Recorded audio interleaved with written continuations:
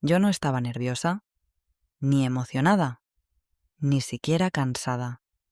Lo único que sentía esa mañana era una presión extraña detrás del esternón, como si mi cuerpo supiera antes que mi cabeza que algo se iba a romper.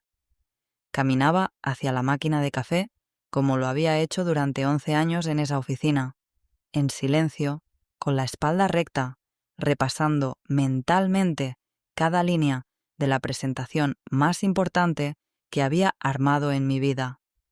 A cada paso me repetía que ese pitch era solo una reunión más, que todo estaba bajo control, que nadie se atrevería a tocar lo que era mío. Pero en cuanto el elevador se abrió en el piso de dirección, lo supe. Algo estaba corrido, como cuando un cuadro se ve recto desde lejos, pero de cerca notas que está colgado por un solo clavo. Fue el nuevo chico de limpieza, uno de esos que contratan por outsourcing y cambian cada mes. Tenía los ojos grandes, temblorosos. Me detuvo con una voz apenas audible. «Señora, no entre». Se llevaron su laptop a la sala de juntas. Yo me le quedé viendo como si me hubiera dicho que habían secuestrado a mi gata. No entendí, no procesé. Solo fruncí el ceño y pregunté: «¿Cómo que se la llevaron?». Él bajó la mirada.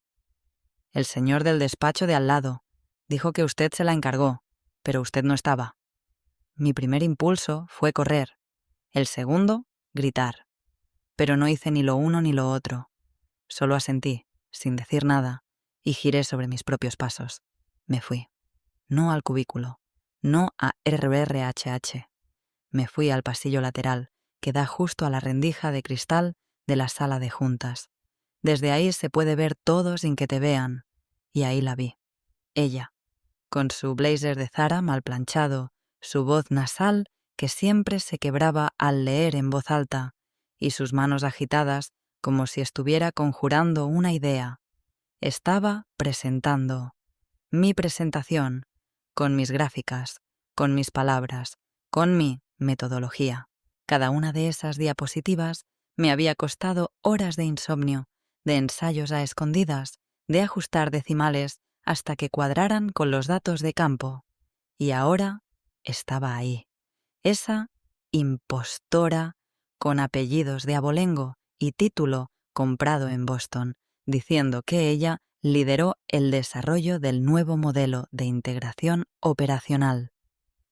La escuché repetir una frase que yo misma había practicado frente al espejo, incluyendo el chiste sobre la cafetera rota del área de logística.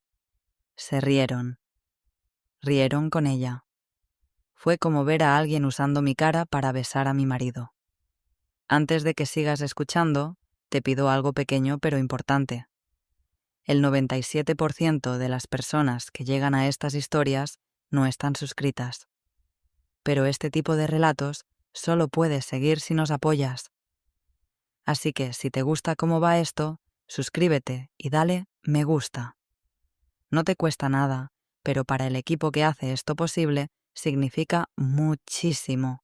Gracias por quedarte. Volviendo a la escena, no sé cuánto tiempo estuve mirando. Todo se me nubló. No de rabia, no todavía. Lo que sentí fue algo más sucio, como vergüenza ajena, como cuando ves a alguien robarse un premio en una rifa y todos aplauden sin saber que fue truco. Nadie allí sabía lo que estaban viendo. Pensaban que esa chica, hija del vicepresidente, contratada hacía 6 meses sin pasar ni una sola entrevista técnica, era la autora, que ella había parido esa metodología desde cero, como si las ideas brotaran mágicamente de los PowerPoints de gente con conexiones. Yo no entré a detener nada. No tenía caso. En esa sala, todos ya habían decidido a quién escuchar. Yo ya no existía. No como experta, no como autora, no como nada. Así que me di la vuelta y caminé hacia mi escritorio.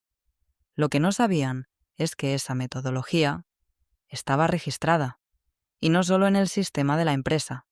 La firmé, la notarié y la guardé con su respectiva cláusula de protección hace meses. porque ya conocía esta historia, porque cuando una mujer sin apellido importante crea algo valioso, más vale que tenga testigos. Al llegar a mi escritorio, revisé mis correos. Había uno nuevo de mi abogada. Asunto. Confirmación del respaldo cifrado, entregado y validado. Lo abrí. Sonreí. Luego apagué mi celular. Y como si nada, como si no acabaran de arrancarme el corazón y colgarlo en una sala de juntas, me senté a escribir un acta de respaldo de acceso. Sin prisa. Sin ruido. En esa sala todos creían que la voz que sonaba era la del talento. Pero el eco de mi trabajo ya tenía dueño, y no era ella.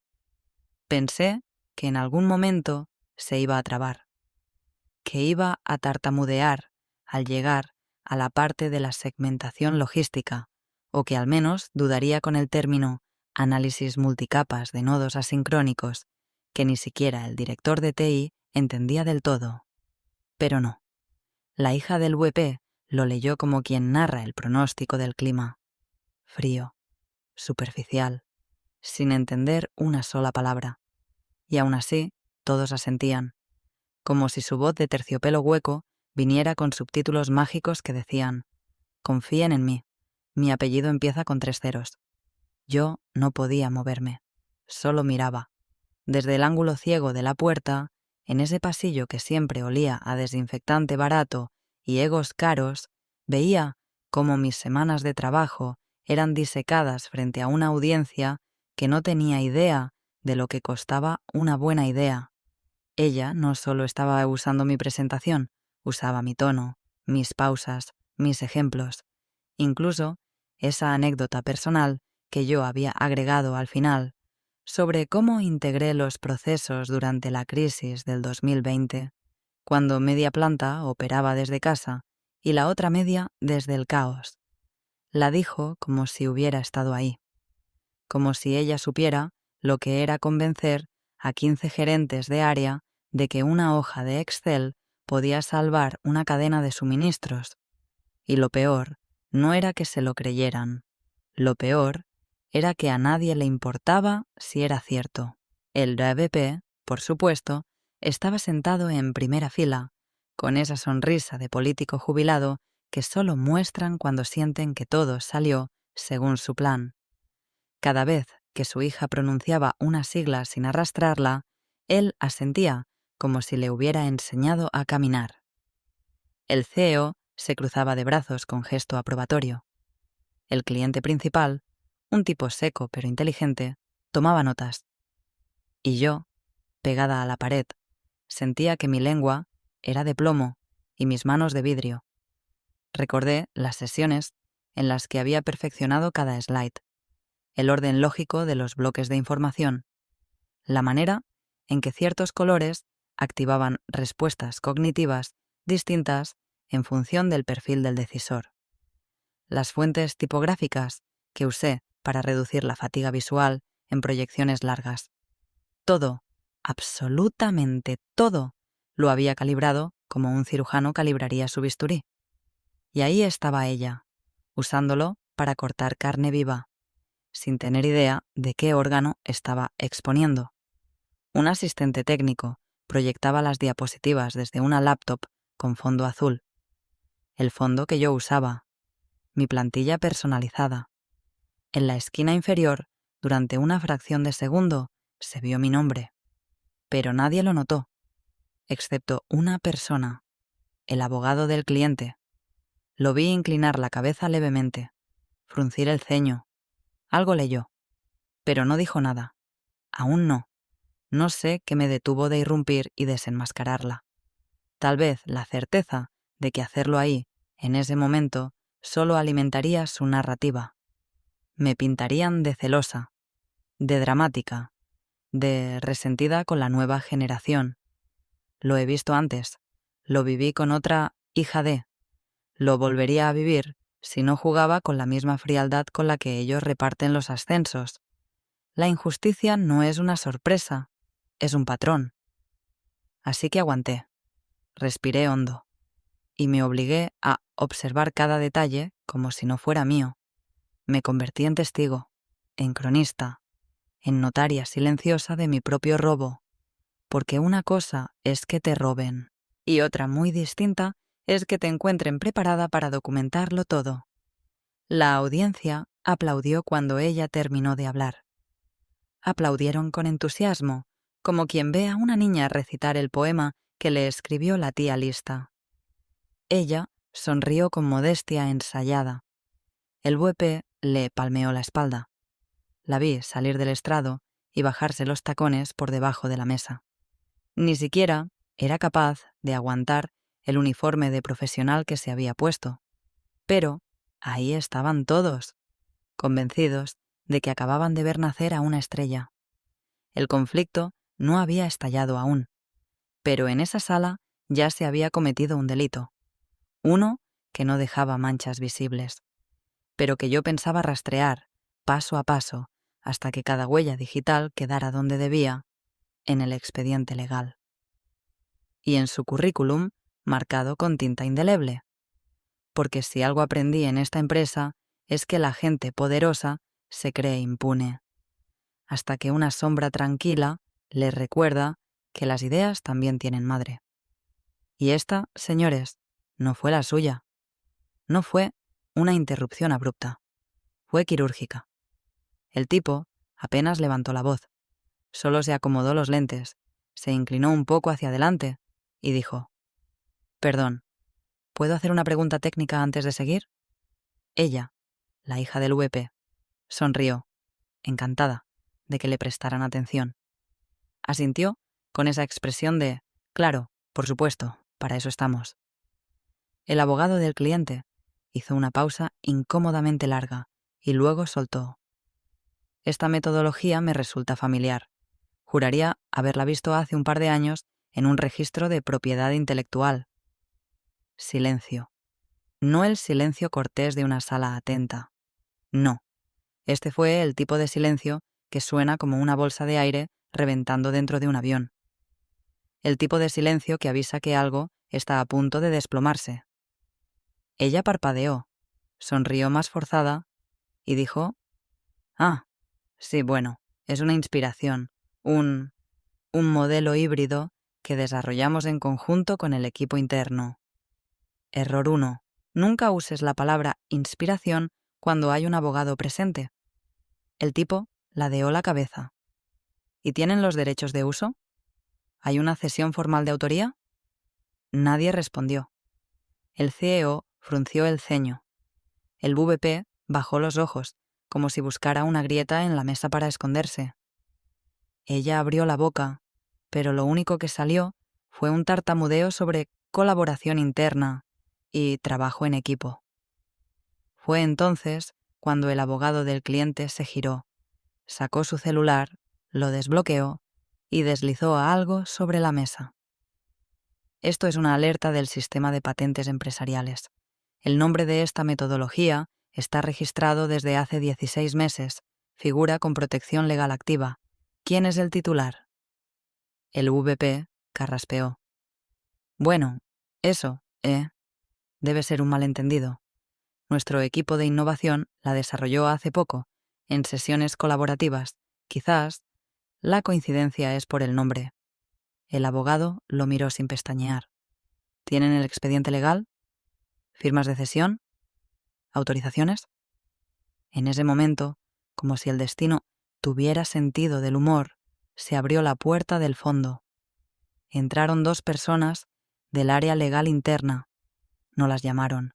Simplemente sabían que debían estar ahí. Una de ellas, una abogada joven con cara de haber dormido poco y leído demasiado, encendió su laptop y dijo, sin levantar la vista: «Necesitamos saber quién accedió al sistema con las credenciales de la cuenta que generó el archivo matriz. El usuario figura como M. Salinas, Senior Strategy». La hija del VP se quedó helada. El VP la miró. La abogada de la empresa volvió a preguntar, esta vez más claro: ¿quién inició sesión con esas credenciales?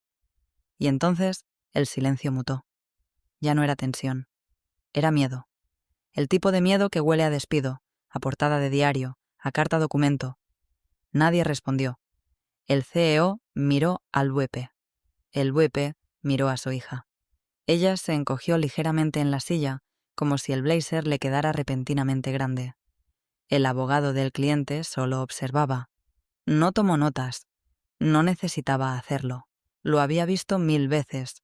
Un acto de arrogancia mal calculado, respaldado por un apellido importante y cero previsión legal.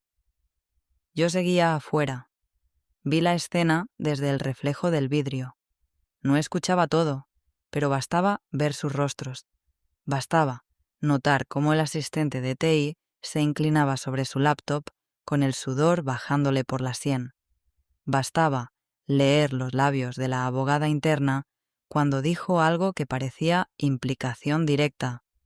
Ahí supe que la grieta ya no se podía tapar, que no había comunicado de crisis ni spin de marketing que maquillara lo que acababa de suceder. Porque cuando alguien te roba algo valioso y lo intenta vender como suyo, comete 2 errores: subestimar a quien lo creó y olvidar que las máquinas no mienten. Las credenciales eran mías. Los accesos estaban trazados. La metadata hablaba con más claridad que cualquier defensa improvisada. No necesitaba entrar. No aún. Esa sala se estaba desmoronando, por sí sola. Y yo, por primera vez en mucho tiempo, no tenía que probar nada. Solo esperar. Me alejé caminando despacio, como si no acabara de ver cómo desollaban mi nombre en una sala de juntas, como si no me hubieran robado el corazón del proyecto más importante de mi carrera y lo hubieran servido tibio, sin vergüenza, a un cliente internacional. Crucé el pasillo como una sombra, sin decir palabra, sin hacer ruido. Nadie me vio, nadie me buscó, nadie supo que estaba ahí, y eso, curiosamente, me dio poder. No lloré. Aún no. Las lágrimas, cuando las conoces bien, saben esperar. Yo ya había sentido ese ardor sordo otras veces, pero esta vez era distinto. No venía con el peso de la derrota, sino con la certeza de que esta batalla no se ganaba con gritos. Se ganaba con documentos, con fechas, con firmas.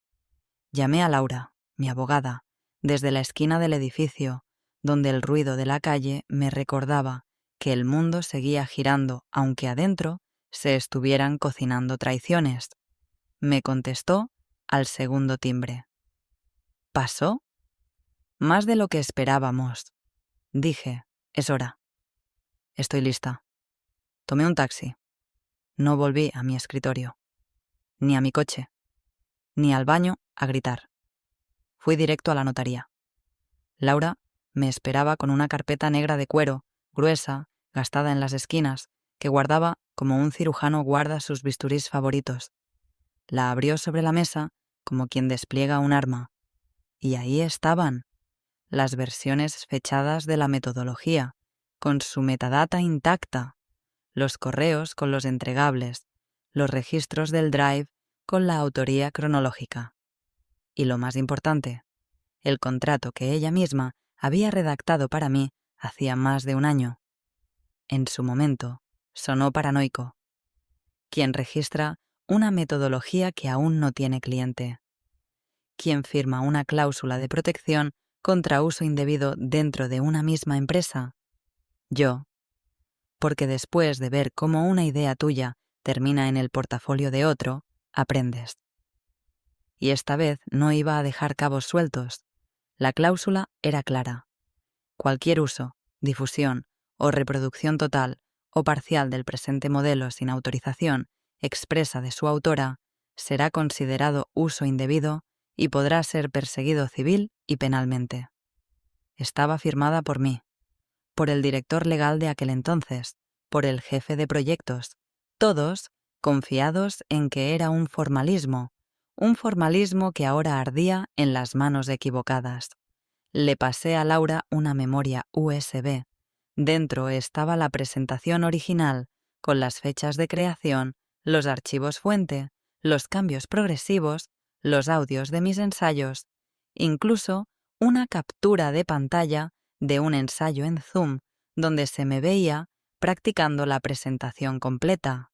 Le entregué también el recibo del acceso remoto, que mostraba que mi laptop había sido activada desde una dirección IP distinta, el despacho del WP. Ella revisó todo en silencio. Solo al final levantó la vista y dijo: «Esto no es una defensa, es una sentencia». Asentí. No sentí satisfacción. No aún. Solo una punzada seca entre las costillas.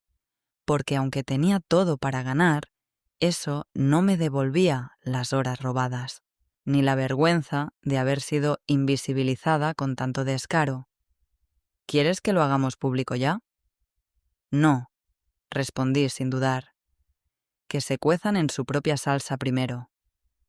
Cuando empiecen a golpearse entre ellos buscando un culpable, ahí entramos. Laura sonrió como quien ve a una vieja amiga que ha vuelto con cicatrices nuevas. Siempre fuiste más estratega que abogada. Y no estaba equivocada. Esa tarde, mientras el edificio ardía en rumores y llamadas frenéticas, yo tomé un café en una terraza a 3 cuadras. Abrí mi libreta de apuntes y empecé a escribir una línea nueva de trabajo, un modelo mejorado. Por si acaso, porque si pensaban que ya me habían quitado todo, era solo porque no sabían que lo que más vale. Nunca lo dejaron ver. La empresa podía ignorarme. El VP podía proteger a su hija. El cliente podía dudar. Pero la ley, los sistemas y la memoria digital estaban de mi lado. Y esta vez yo también. No prendí la cámara en toda la semana. Conectaba al sistema desde casa, enviaba los informes diarios, contestaba correos con la misma precisión quirúrgica de siempre y marcaba recibido cada vez que me llegaban solicitudes. Nadie preguntó por qué no iba a la oficina. Nadie osó llamarme. Y eso, viniendo de una empresa donde el control de asistencia era casi religión, decía más que cualquier grito. Olían la sangre, pero aún no sabían de quién era. Mientras tanto, el caos empezó a asomar la cabeza como una gotera vieja en techo de cartón. El cliente principal, ese al que se le había prometido una solución pionera en América Latina, mandó una carta oficial pidiendo aclaraciones. No con tono agresivo, con el tono más peligroso, el diplomático. Ese que se usa cuando ya te están hablando con abogados detrás. La respuesta del UEP fue un documento improvisado, lleno de tecnicismos reciclados y frases vacías sobre procesos colaborativos y visión compartida. Intentó, torpemente, sostener la mentira. Dijo que su hija lideró un equipo multidisciplinario y que los créditos de autoría aún estaban siendo revisados por el Comité de Innovación. Nadie mencionó mi nombre, pero legal sí mencionó otra cosa: acceso indebido a credenciales protegidas. Y eso, por más apellidos ilustres que tengas, es un crimen informático. La presión subió como levadura adulterada. El área de legal solicitó un informe completo de los accesos al sistema de gestión de archivos. Empezaron a rastrear la IP que había clonado mi sesión. Aparecieron inconsistencias. Horarios en los que yo oficialmente estaba en reunión, pero mi laptop estaba en uso activo desde otra dirección. Lo cruzaron con los registros de entrada al edificio. Ahí estaba el golpe. Yo no había entrado ese día. Pero mi cuenta sí. Desde la oficina del WP, con captura de cámara de seguridad incluida. Y aún así, yo no dije nada. Cada vez que alguien intentaba hablar del tema en los canales internos, el chat se llenaba de... como si todos escribieran y borraran al mismo tiempo. El VP, fiel a su estilo, no dejaba que su hija diera declaraciones. Decía que estaba enferma y que no podía exponerse al estrés. Nadie se tragaba eso. El rumor ya se había esparcido.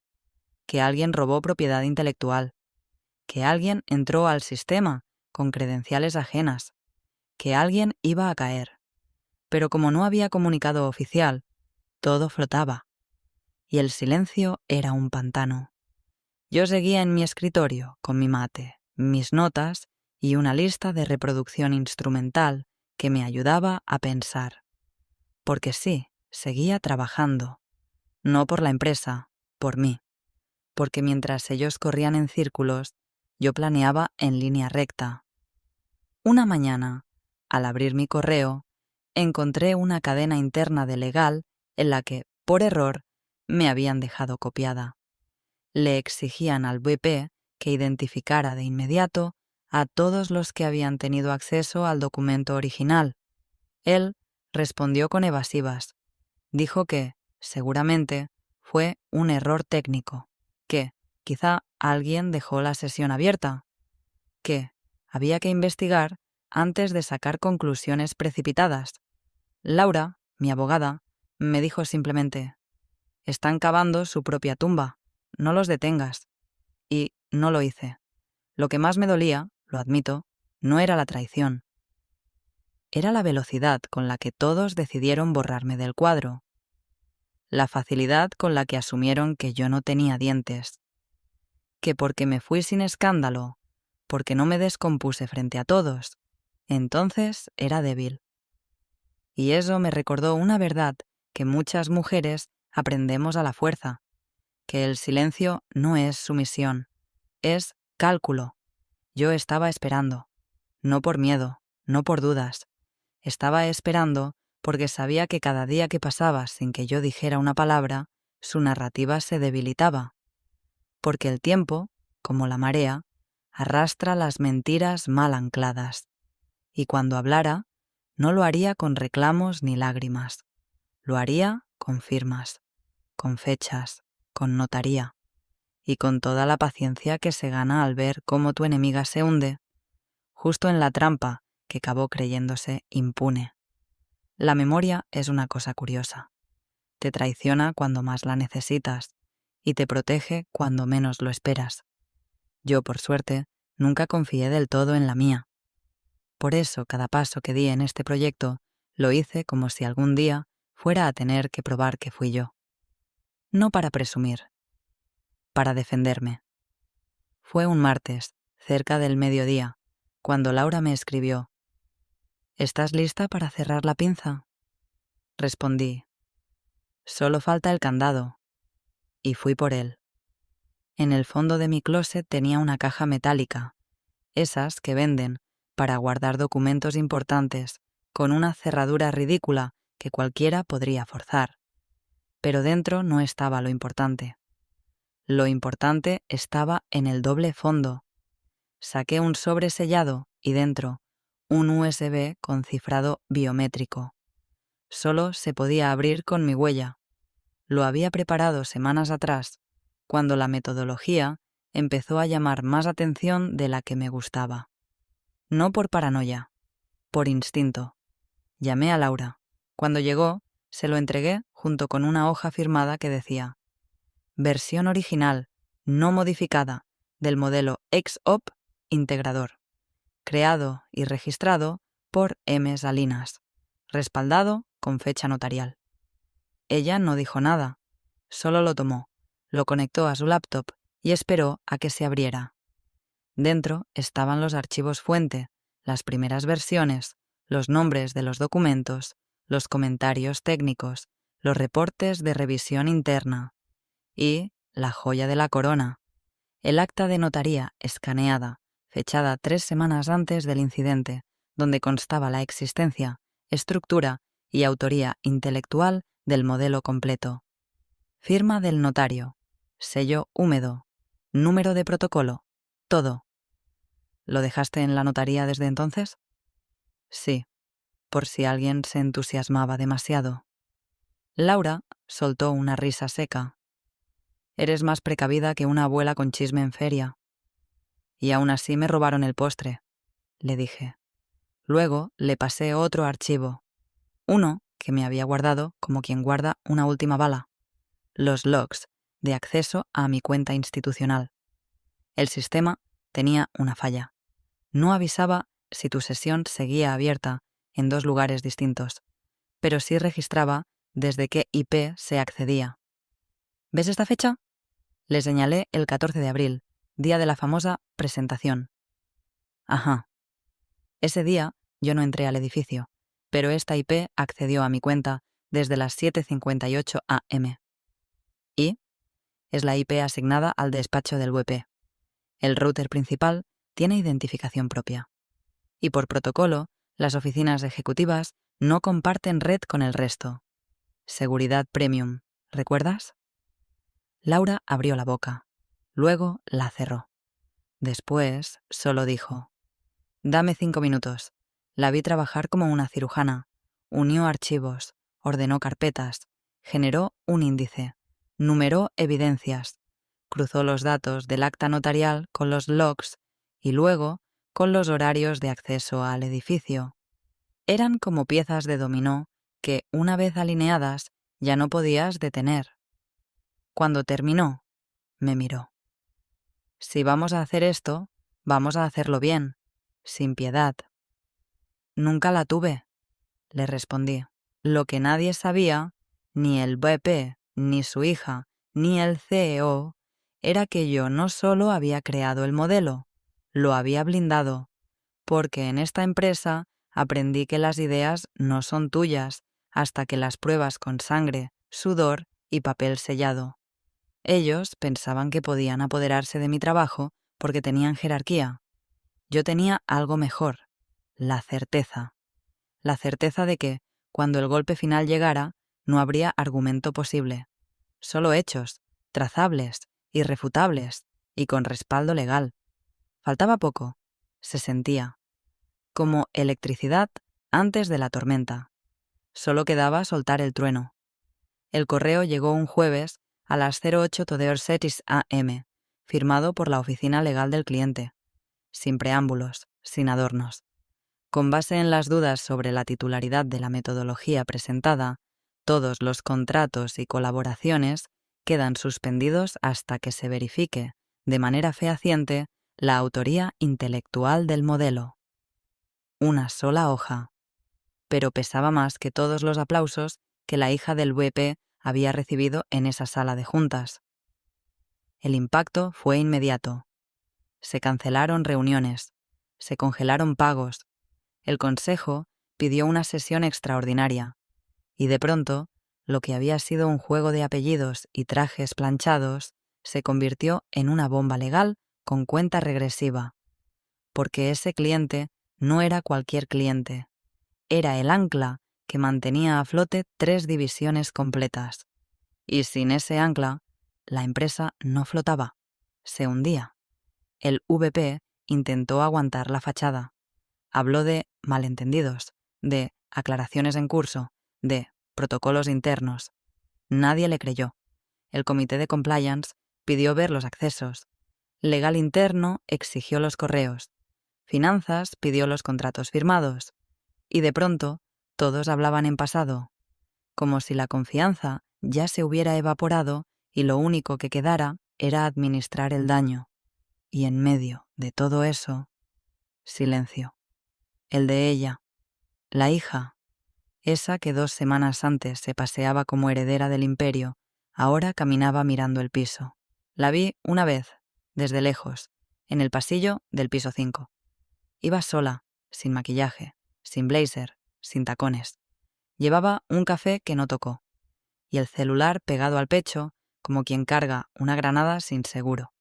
Después llegaron los mensajes. Primero, un mail torpemente formal. «Hola, solo quería aclarar que lo que pasó no fue con mala intención y que si estás dispuesta, me gustaría que pudiéramos hablar y aclarar las cosas». No respondí. Luego, un mensaje por Teams. «Sé que estás molesta. Yo también lo estaría. Pero esto no tiene que ser así. Podemos arreglarlo». No lo abrí.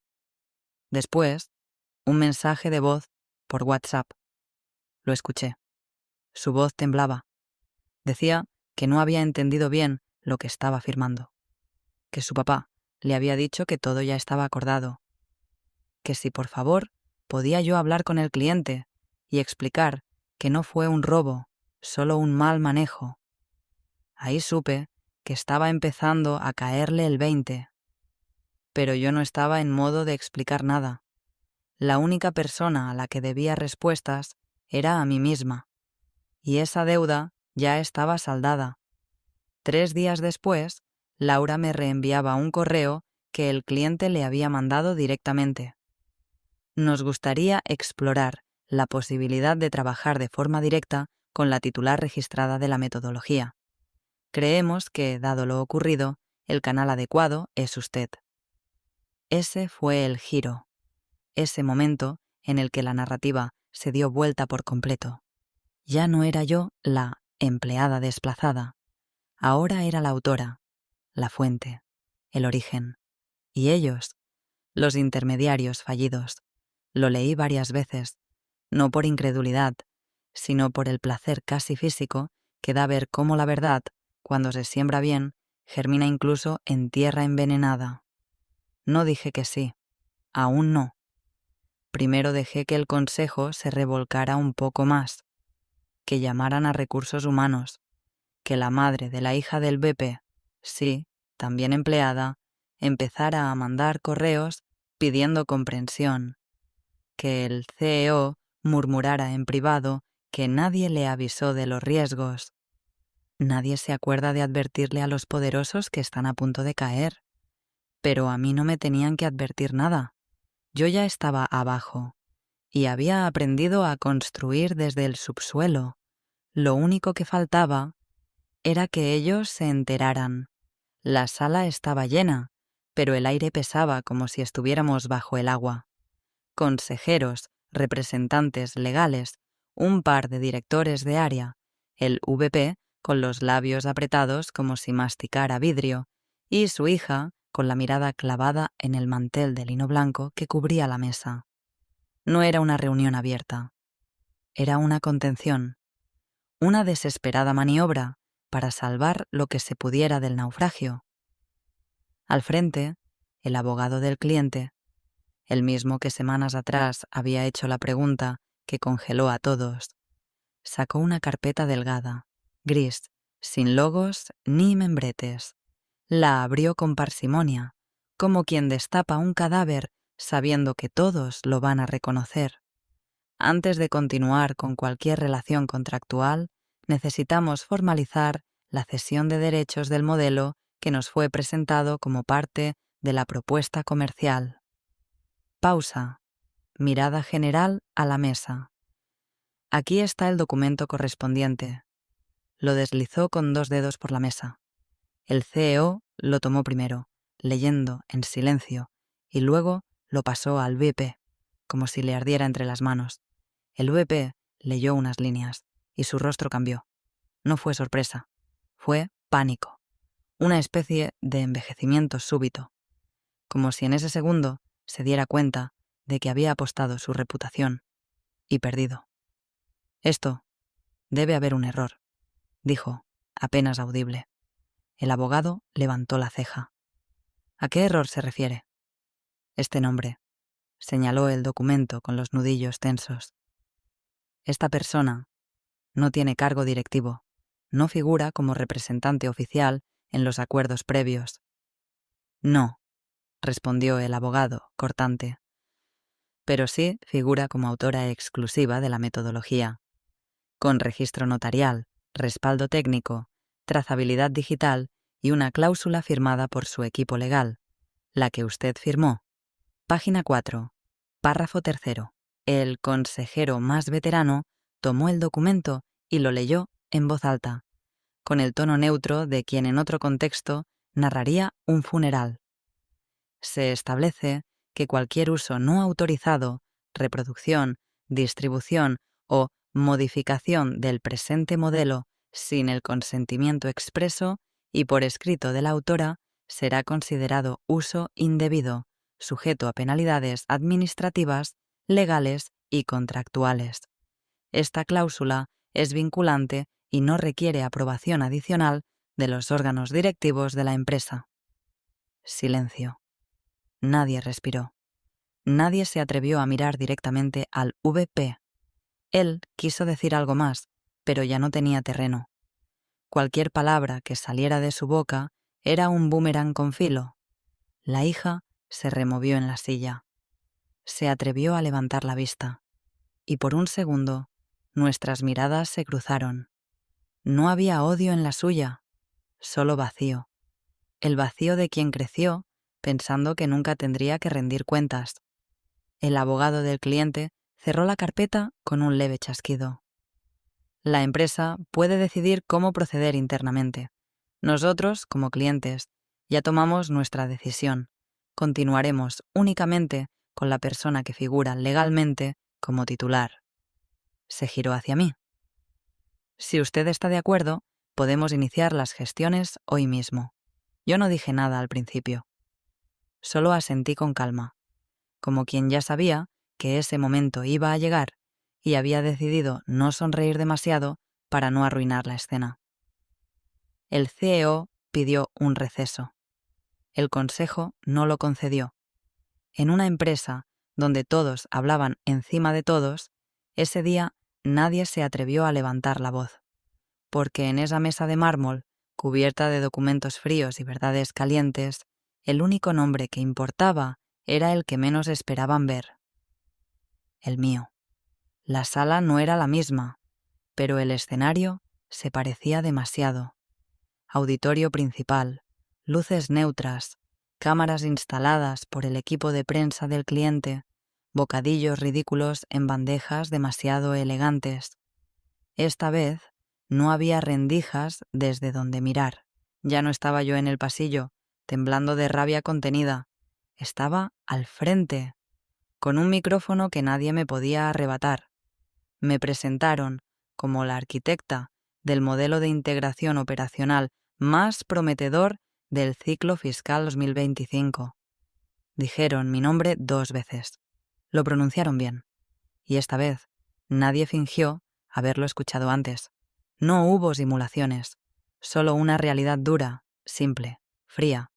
El cliente, ese mismo que casi firmó un contrato millonario con una impostora, había elegido seguir adelante, pero no con la empresa, sino conmigo. Detrás de mí, en segunda fila, el CEO estaba encorvado en su asiento como si le pesara la columna. El VPP no estaba invitado oficialmente, pero había aparecido, sin corbata, con el rostro pálido y la mandíbula tensa. Su hija no apareció hasta último momento, sentándose de forma casi clandestina en una esquina. El gafete que llevaba colgado no tenía cargo, solo decía visitante. Cuando me pasaron la palabra, lo hice simple. Proyecté la primera diapositiva, un escaneo de la certificación notarial, con la fecha de creación, el número de protocolo, la firma del notario. Luego pasé al segundo archivo, los logs de acceso que mostraban que mi sesión fue utilizada desde la IP del despacho del VP el día exacto de la presentación. Después, los correos, las fechas, las capturas de pantalla, todo sin drama, como si narrara un informe técnico, porque lo era. Y cuando terminé, simplemente dije, no vengo a pedir justicia, ya la tengo. Silencio, uno distinto, el de la incomodidad pública, el que obliga a los presentes a elegir de qué lado están. El moderador anunció una pausa breve, pero antes de que pudieran levantarse, una representante del consejo pidió la palabra. Mostró una resolución oficial. Suspensión inmediata de la colaboradora identificada en el expediente, mientras se investigan las faltas graves cometidas. No dijo su nombre. Pero todos sabían de quién hablaba. El VIP intentó intervenir. Abrió la boca. Luego la cerró. Volvió a intentarlo. Y esta vez solo dijo: pido disculpas, a título personal y en nombre del equipo ejecutivo. Nadie aplaudió, porque el aplauso es un gesto de celebración. Y eso no era una victoria, era un ajuste de cuentas. Guardé los documentos en una carpeta. Cerré la laptop con un gesto firme, casi ceremonial. Me puse de pie. Miré al público. Y antes de irme, dije solo una frase. Gracias por no borrarme del todo. Dejar mi nombre fue su único error. Caminé hacia la salida sin mirar atrás. No hubo abrazos, ni fotos, ni frases épicas. Solo una sensación sorda de alivio, como cuando te sacan una astilla que llevabas tan adentro que ya creías que era parte de tu cuerpo. No grité, no me descompuse, no les di el espectáculo que esperaban, solo presenté las pruebas, cerré el caso y recuperé lo que era mío, porque a veces la justicia no llega con martillo, llega con paciencia y con una firma.